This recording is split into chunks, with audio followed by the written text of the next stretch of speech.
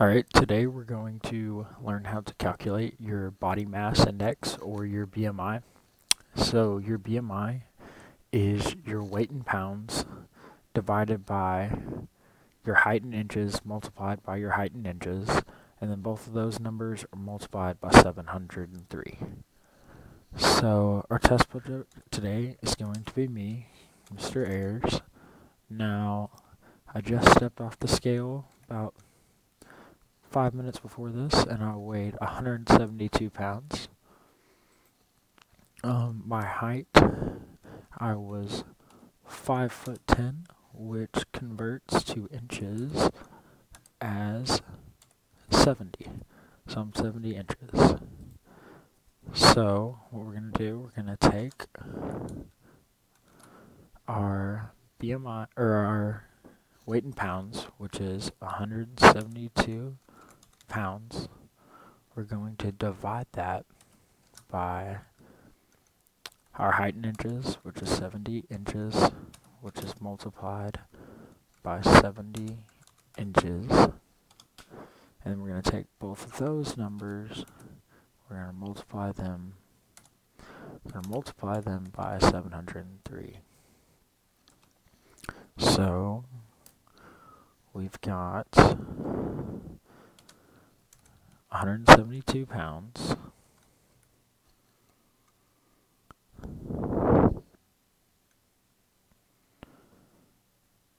divided by, let's see, so 70 times 70 will give us 4,900. And we're going to take those two numbers and multiply them by 703. So 172 divided by 4,900 gives us 0.351. So 0.35351. We're going to multiply that by 703. So if we take that number and multiply it by 703, we're going to get 24.676. We'll call it 677. So that equals 24.677. So my BMI is 24.677. Alright, what does that mean?